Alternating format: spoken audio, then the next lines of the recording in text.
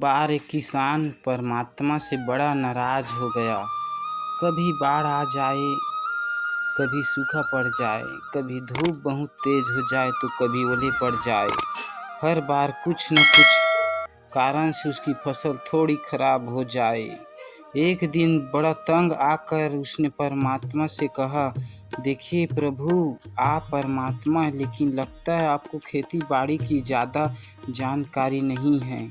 एक प्रार्थना है कि एक साल मुझे मौका दीजिए, जैसा मैं चाहूँ ऐसा मौसम हो, फिर आप देखना मैं कैसे अन्न के भंडार भर दूंगा।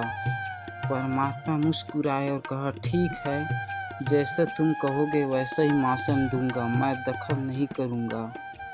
किसान ने गेहूं की फसल बोई। जब धूप चाहिए तब धूप मिली, जब पानी तब पानी। तेज धूप और ओले, बाढ़ आधी तो उसने आने ही नहीं दी।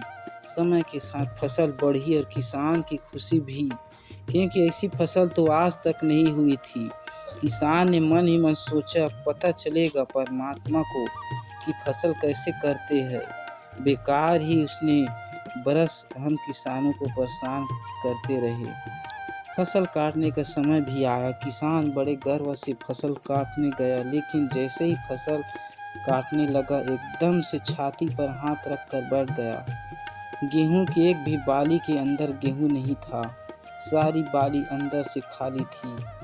बड़ा दुखी होकर उसने परमात्मा से कहा, प्रभु। तब परमात्मा बोले, ये तो होना ही था, तूने पौधे को संघर्ष का जरा सा भी मौका नहीं दिया, न तेज धूप में उनको तपने दिया, न आंधी ओलों में जूझने दिया। उनको किसी प्रकार की चुनौती का एहसास जरा भी नहीं होने दिया, इसलिए सब पौधे खोखले रह गए। जब आंधी आती है, तेज बारिश होती है, ओले गिरते हैं, तब पौधा अपने बल से ही खड़ा रहता है। वो अपना अस्तित्व बचाने का संघर्ष करता है। इस संघर्ष से जो बल पैदा होता है वही उस शक्ति देता है, ऊर्जा देता है, उसकी जीवत्ता को उभारता है। सोने को भी कुंदन बनाने के लिए आग में तपने, हथौड़ी से पीटने, गलने जैसी चुनौती से गुजरना पड़ता है, तभी उसकी स्वर्णिम आग उभरती है, उसे अनमोल बनाती है।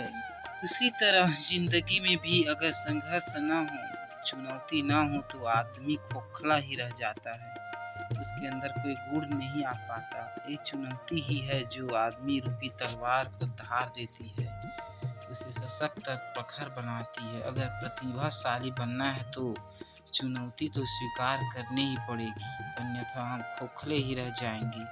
अगर जिंदगी में प्रखर बनना है, प्रतिभाशाली बनना है, तो संघर्ष, चुनौती का सामना तो करना ही पड़ेगा।